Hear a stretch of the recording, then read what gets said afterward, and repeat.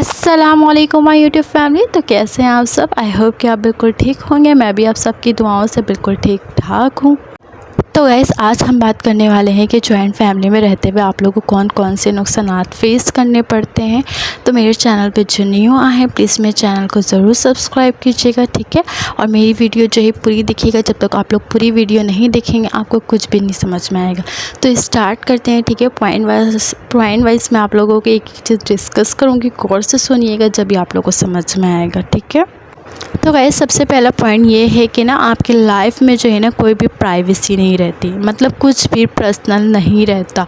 आपको जो है हमेशा हर बात लोगों को बतानी पड़ती है और जो है आपकी लाइफ में कोई भी प्राइवेसी नहीं रहती। जॉइंट फैमिली में रहने के लिए बहुत कम ऐसा घर होता है जहाँ पे जो है प्राइवेसी आप लोग खुद मेंटेन कर सकते हैं, बट कुछ ऐसे घर होते हैं जहाँ पे जो है आप प्राइवेसी मेंटेन नहीं कर सकते। सबसे मेन रीज़न ये होता है प्राइवेसी का होता है। जॉइंट फैमिली में जो नुकसान होता है ना प्राइवेसी का होता है, प्राइवेसी होती नहीं है। तो गाइस, सेकंड पॉइंट ये है कि आप अपनी मर्ज़ी से ना कुछ भी नहीं कर सकते, कुछ भी नहीं कर सकते, कहीं आ जा भी नहीं सकते हैं, ठीक है। और कुछ बना भी नहीं सकते, खाना वगैरह भी आप अपनी मर्ज़ी से, मतलब जब आपका दिल करता है वो भी आप नहीं बना सकते। इसमें भी बहुत ज़्यादा इशू होता है। अक्सर लड़कियों को शुरू में ये चीज़ बहुत फेस करना पड़ता है। जो हाउस वाइफ इस चीज़ से रिलेटेड करती है तो प्लीज़ कॉमेंट में ज़रूर बताइएगा ऐसा होता है या नहीं होता है, ठीक है। मेन पॉइंट ये भी है कि आप अपनी मर्ज़ी से कुछ कर नहीं सकते, ठीक है। तो गैस, थर्ड पे आ जाते हैं, ठीक है। थर्ड पे ये है कि आप कहीं भी जाते हैं ना तो वहाँ रोक टोक होता है। आप कहीं पे भी जा रहे हैं तो वहाँ रोक टोक होता है। आपके हर चीज़ पे जो है ना नज़र रखा जाता है, आप कहाँ आ रहे कहाँ जा रहे हैं, ठीक है। तो ये भी बहुत बड़ी रीज़न होती है जो कि जिसकी वजह से बहुत ज़्यादा इशू बनता है, ठीक है। मैं खुद भी हाउस वाइफ हूँ और जो मैं अपने एक्सपीरियंस से और अपने इर्द गिर्द के एक्सपीरियंस से आप लोगों को ये बात शेयर कर रही हूँ, ठीक है। ये भी बहुत ज़्यादा इशू होता है लड़कियों को कि हम कहीं पर भी जाते हैं तो हमारे जो फैमिली मेम्बर है, मतलब हमारे सास ससुर, कुछ की नंदों के भी बारे में मैं कह रही हूँ कि वो लोग बहुत ज़्यादा रोक टोक करते हैं कि यहाँ क्यों जा रही है, यहाँ बताओ कहाँ क्यों गई, ये वो बहुत ज़्यादा इशू बनते हैं, ठीक है। तो फोर्थ पे आ जाते हैं, एक घर में रह के भी आपस में जो है ना हसद और नफ़रत पैदा होती है। एक घर में रहने से सिर्फ ये नहीं होता है कि इंसान बहुत खुश है, लोगों के सामने ये दिख रहा होता है। दूसरा बंदा जब आता है ना वो देखता है, उसको लगता है कि हाँ ये लोग बहुत खुश है, बट ऐसा नहीं होता। एक दूसरे से हसद हो जाती है, आपस में नफ़रत भी पैदा होती है।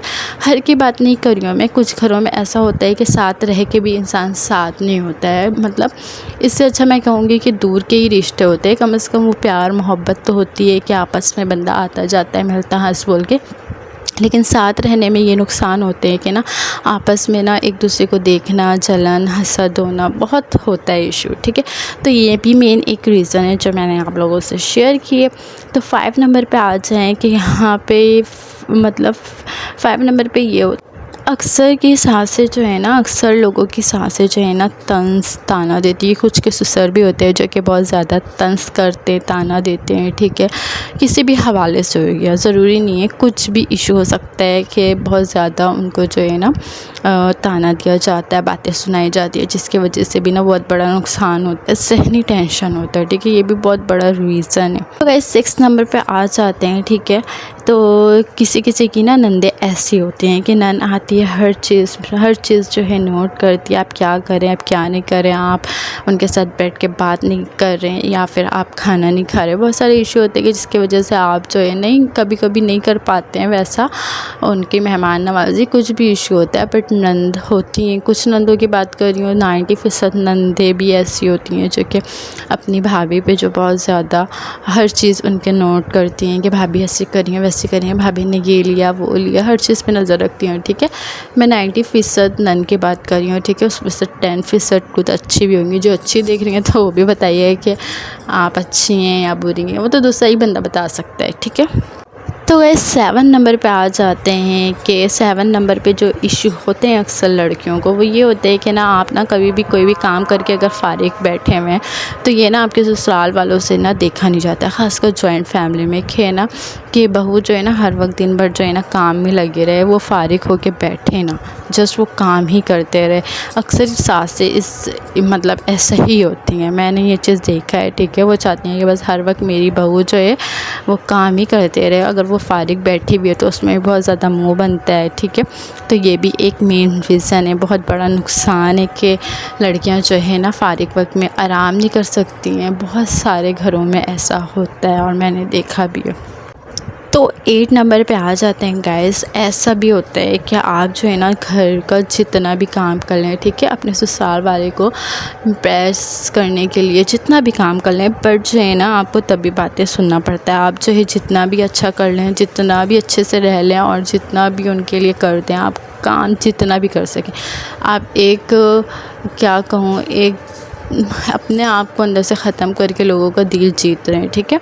बट फिर भी जो है ना आपको बातें सुननी पड़ती है। तो ऐसा भी होता है ससुराल में, ठीक है, अक्सर ससुराल में ऐसा होता है। तो ये भी बहुत बड़े नुकसान होते हैं गर्ल्स के लिए कि वो अंदर से डिप्रेस्ड होती हैं कि हम तो अपनी तरफ से सारी कोशिश कर रहे हैं, बट जो है हमें आगे से नेगेटिव बातें क्यों सुनने को मिल रही है। तो ये मेन रीज़न होता है। ज़्यादातर हर घर में ऐसा ही इशू होता है। आप ये नहीं समझिए सिर्फ आपके साथ हो रहा है, आपके अंदर कुछ खामी है, ऐसा कुछ नहीं है, ठीक है। जस्ट आपने ये कोशिश करनी है कि आप जो है ना अपने आप पे तवज्जो दें। सो गाइस, ये टॉपिक जो है मेरा सही करने वाला नहीं है। आप कैसे क्या कर सकते हैं, ये टॉपिक तो मेरा इस पे है कि नुकसान क्या क्या होते हैं। तो यहाँ पे जस्ट मैं आप लोगों को नुकसान ही बताऊँगी, ठीक है। तो गाइस अब आ जाते हैं 9th नंबर पे। तो 9th नंबर पे आप लोगों को मैं बताती हूँ कि इशू क्या होता है। कि सबसे ज़्यादा इशू अक्सर सासों को इस चीज़ में भी बहुत ज़्यादा होता है कि अगर वो अपने हस्बैंड के साथ भी कहीं जाती है ना, तो उसमें भी बहुत प्रॉब्लम होता है, ठीक है।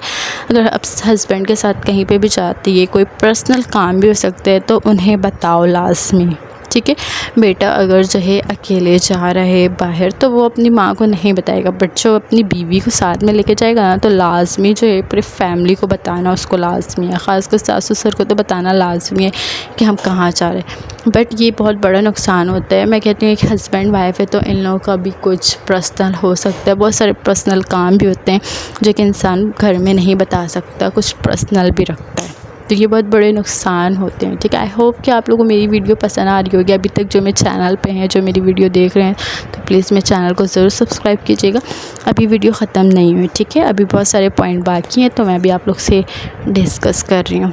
तो गाइस 10 नंबर पे यह आ जाता है कि ना कुछ भी गलत होता है, कुछ भी ऐसा चीज़ हो जाता है घर में जो कि गलत होता है, ठीक है।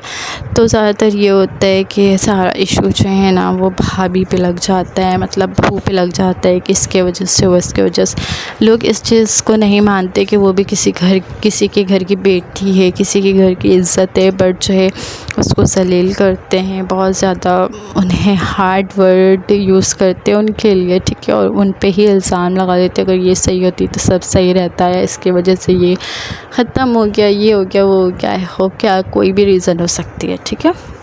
तो गाइस यहाँ पे ये होता है कि आप जो हैं उस तरह से लाइफ नहीं जी पाते हैं जिस तरह से आपका हक होता है, ठीक है। एक वाइफ को उसका हक मिलता है ना जिस तरह से, ये तो हमारे इस्लाम में भी है कि लाइफ जो है लड़कियां शादी के बाद अपनी मर्ज़ी से सुकून से अपने हस्बैंड के साथ गुजार सके।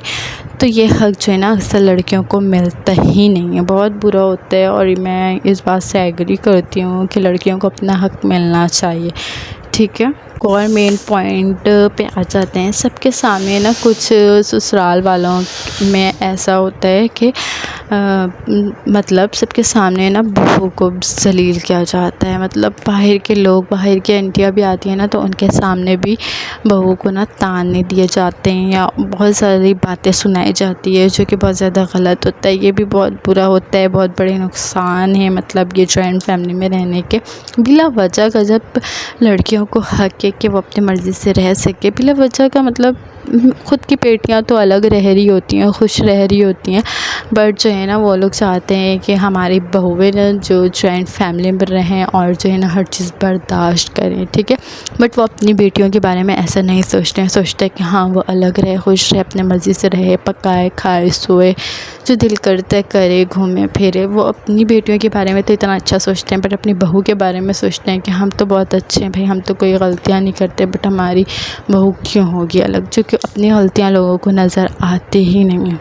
और एक और रीज़न ये भी होता है गाइस कि जब भी लड़कियों की तबीयत ख़राब होती है ससुराल में, ठीक है, हाउसवाइफ़ की बात करेंगे, लड़कियां कह रही हूँ, लड़कियां तो शादी के बाद वो लड़कियां नहीं औरत हो जाती हैं। जो औरत जो है ना शादी के बाद उनकी तबीयत ठीक नहीं होती है, तबीयत बहुत ख़राब होती है, लेकिन तब भी जो है उन्हें घर के काम करने पड़ते हैं। अक्सर ससुराल में यही होता है कि बहू की तबीयत ख़राब है लेकिन तब भी वो काम कर रही है, उसे आराम करने का टाइम नहीं मिलता। अगर कभी ऐसा होता है कि कर भी देती हैं नंदे, सासें या ईटीसी कोई भी जेठानी वगैरह, कोई भी अगर काम वगैरह कर देती है तो फिर बाद में उसका एहसान जो है ना वो लोग जताते हैं कि हाँ मैंने जो है आपके हिस्से का काम किया है, ठीक है। और जो कि लड़कियां अपने घर में होती हैं मतलब तो यही होता है कि माँ बाप तबीयत ख़राब होता है काम करते हैं बट एहसान नहीं जताते कि हाँ मैंने तुम्हारे लिए ये किया। तो अपने घर का और ससुराल का बहुत ज़्यादा फ़र्क होता है। तो लड़कियां इस बात को समझें, जो भी शादी कर रही हैं जॉइंट फैमिली में जा रही हैं, इस बात का ख़्याल रखें, ठीक है। अपने आप को एक माइंड सेट बना के चाहिए कि जॉइंट फैमिली में ऐसी चीज़ें होती हैं, ठीक है। और 90% तो होती ही हैं, ठीक है। 10% जो लड़कियां होती हैं ना जिनके ससुराल वाले होते हैं, हाँ बहुत अच्छे होते हैं, लेकिन 90% तो मैं यही मानती हूँ कि नहीं ऐसे ही होता है। मैंने जिसका सुना है मेरे इर्द गिर्द तो भाई ऐसा ही है। और एक और बात गर्ल्स याद रखें जो शादीशुदा हैं और जिनकी शादी होने वाली है कि ना वो अपनी बातें जो हैं, ख़ासकर कोई राज हो, कुछ ऐसी बातें हैं जो अपने ससुराल वाले को ना ही बताएं तो बेहतर है। बाद में फिर इसका भी ताना और इशू बनता है। होप सो कि गाइस आप लोगों को मेरी इस टॉपिक पे बात करना पसंद आया होगा। अगर पसंद आया तो प्लीज़ मेरे चैनल को ज़रूर सब्सक्राइब कीजिएगा, प्लीज़ कमेंट करके लास्ट में बताइएगा और सब्सक्राइब तो मस्ट कर दिएगा और लाइक भी कर दिएगा।